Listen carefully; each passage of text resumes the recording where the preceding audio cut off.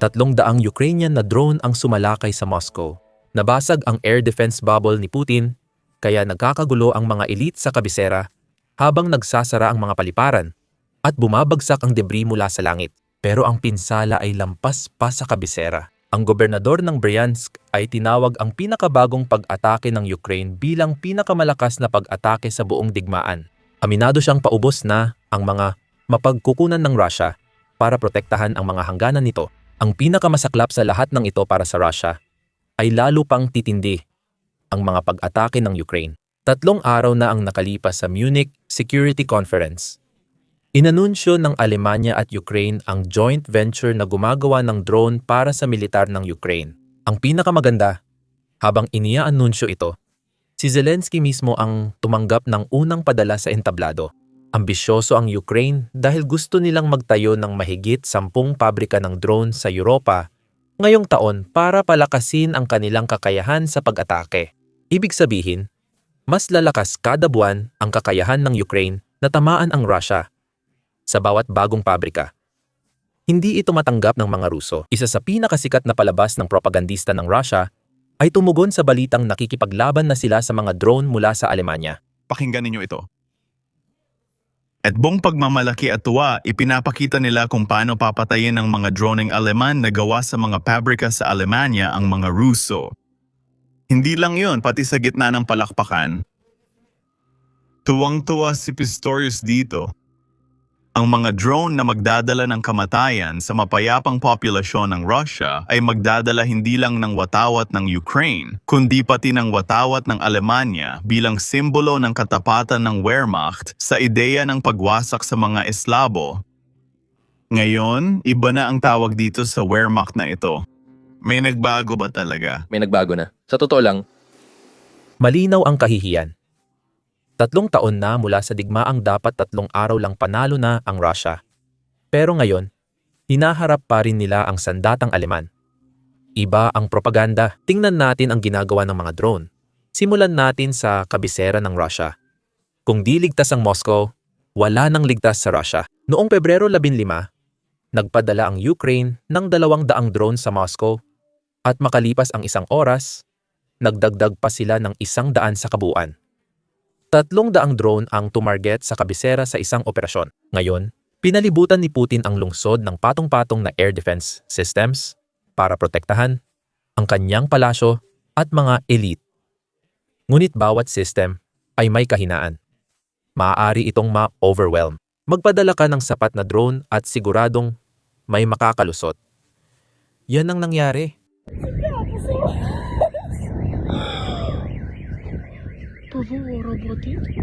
Sabi ng alkalde ng Moscow, nawasak lahat ng drone at ang pinsalang nakita sa video ay dahil lang sa mga bumagsak na debris. Ipagpalagay nating totoo ito.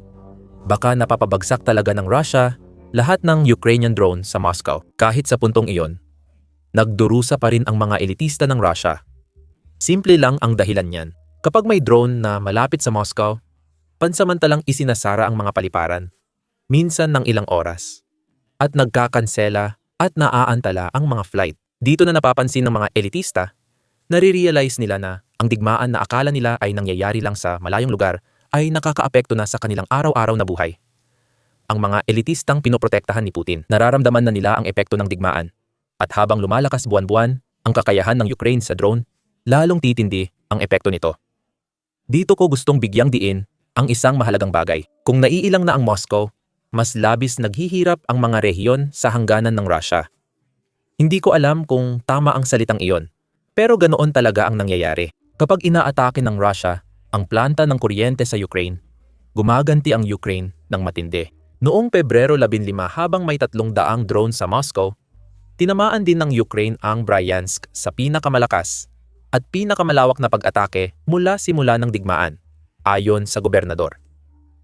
Hindi iyon propaganda ng Ukraine. Direkta ito mula sa gobernador ng Russia na itinalaga ni Putin na nagpapakita ng laki ng pinsala.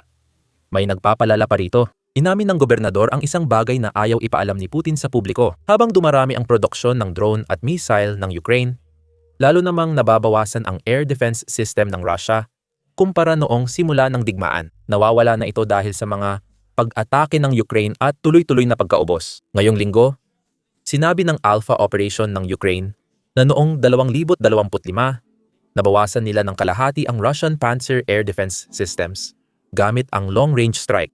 Ngayon, hindi lang nakakasira ito sa pagprotekta sa kalangitan ng Russia, kundi pati sa bank account ni Putin dahil ang bawat Panzer system ay nagkakahalaga ng 15 hanggang 20 milyong dolyar at mahalagang bahagi ng air defense ng Russia.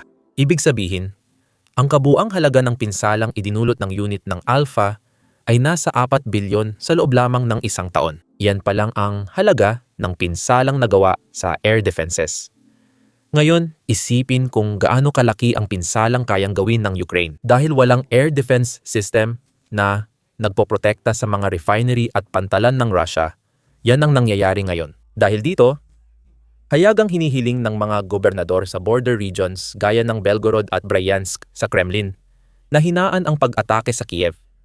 Simple lang ang lohika nila. Kapag inaatake ni Putin ang Ukraine, gumaganti ito at ang mga border region ang tina-target. At dahil kulang ang Russia sa air defenses para protektahan ang sarili nitong mamamayan, ang mga sibilyan ang naghihirap. Kailangan nila ng kuryente, kailangan nila ng tubig, at kailangan nila ang lahat ng ito para mabuhay ngayong taglamig.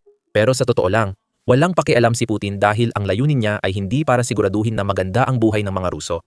Ang layunin niya ay siguraduhin na hindi na umiiral ang mga Ukrainian. Hindi ko pinalalaki ang sitwasyon. Iyan talaga ang mensaheng galing mismo sa Russian state television. Hayagan nila itong sinasabi. Pakinggan mo. Palagi ko na yung sinasabi. Palagi ko nang sinasabi ito, yung mga dati nang nagsalita tungkol sa isang pro-Russian na Ukraine, yung nagsabing kailangan pagsamahin ang militar at political na mga paraan, ngayon naiintindihan na nila na hindi ito gumagana at wala itong saysay. Para makamit ng Russia ang mga political na layunin ng digmaang ito, kailangang tuluyang wasakin ang estadong Ukrainian. Wasak na ito. Tuluyang giniba. Lahat ng organisadong buhay sa lugar na iyon ay dapat mawala. Sa loob ng balangkas ng estado na lumitaw sa mga guho ng USSR, lahat ng organisadong pampulitikang buhay doon ay dapat mawala. Ang estadong ito ay dapat tuluyang maglaho bilang isang chimera. Huwag ninyong isipin na pwede lang palitan ang mga politiko doon o basta tanggalin sina Zelensky, Yermak at iba pang ganoong kalokohan. Hindi yun ang punto. Dapat walang Ukraine o kahit ang kabisera nito. Ang kabisera ng estadong gaya ng Ukraine. Pakinggan mo sila.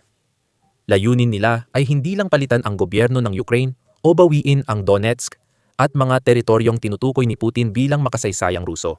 Ang layunin ay wasakin ang Ukraine bilang isang estado. Ang ganitong pag-iisip ang dahilan kung bakit hindi gumagana ang mga negosasyon. Paano aasahan ng mga Ukrainian na makipag-usap sa taong gustong mawala sila? Buti na lang, nauunawaan ng Ukraine ang sitwasyon. Dahil sa sitwasyon, binago nila ang estratehiya. Kung hindi patas si Putin sa negosasyon, tatargetin ng Ukraine ang mahalaga sa kanya, ang bank account niya. Ngayong umaga, inatake ng Ukraine ang Elix Oil Refinery sa rehiyon ng Krasnodar, Russia.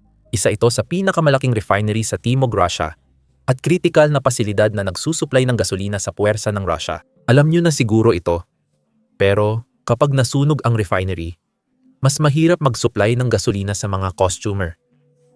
Sa Crimea naman, tinamaan ng Ukraine ang Kacha airfield. Ito rin ang airbase na ginagamit ng Russia sa pag-atake ng drone sa mga lungsod ng Ukraine. Kaya kapag inatake ang mga pasilidad na nagpapalipad ng drone, hindi lang ito simpleng atake, kundi pagtatanggol sa sarili.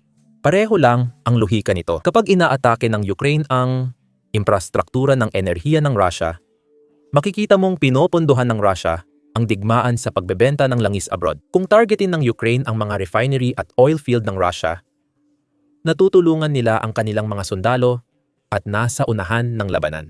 Ganito ang pressure na nakakasama hindi lang sa militar, kundi pati sa ekonomiya ng Russia. Tulad ng sabi natin, 3 bagay ang kailangan para manalo sa digmaan. Pera, pera, pera. Nahihirapan si Putin na makuha ito. Bumabagsak ang kita, may mga sanksyon, at nasusunog ang mga refinery niya. Ang mga karaniwang Ruso ay hayagang pinag-uusapan na ang pressure na nararamdaman nila. kahit hindi nila inaamin kung bakit. Pakinggan ang clip na ito. Bakit naman masama yun, di ba? Kasi lahat ay tumataas. Ang inflation, mga problema, mga paghihirap. Kailangan nating unawain ang lahat ng nangyayari. May panic online na baka umabot ng 30,000 ang bayad sa kuryente at tubig pero para sa akin, biro lang yon. Hindi pa rin klaro kung saan galing ang mga presyong yan. Oo, tumaas talaga sila ng malaki pero gaano kalaki? Hindi ko alam ang porsyento pero dati 3 lang ang bayad sa pagpainit, ngayon 5 na. Sino ang may kasalanan? Gobyerno ba? Siyempre, sino ang may pananagutan sa lahat ng ito? May pananagutan ang mga autoridad, gobyerno at pangulo. Napansin mo ba ang pagtaas ng presyo ng pabahay, kuryente at tubig? Oo, napansin namin at binabayaran namin ito lagi. Napansin namin at talagang nagulat kami. Mahirap tukuyin kung paano nabubuhay ang mga tao, lalo na ang mga pensyonado. Kahit nangunguna ang bansa natin sa paggawa, ine-export pa rin natin ang sariling kuryente. At makikita mo naman kung gaano kagulo ang kalagayan natin.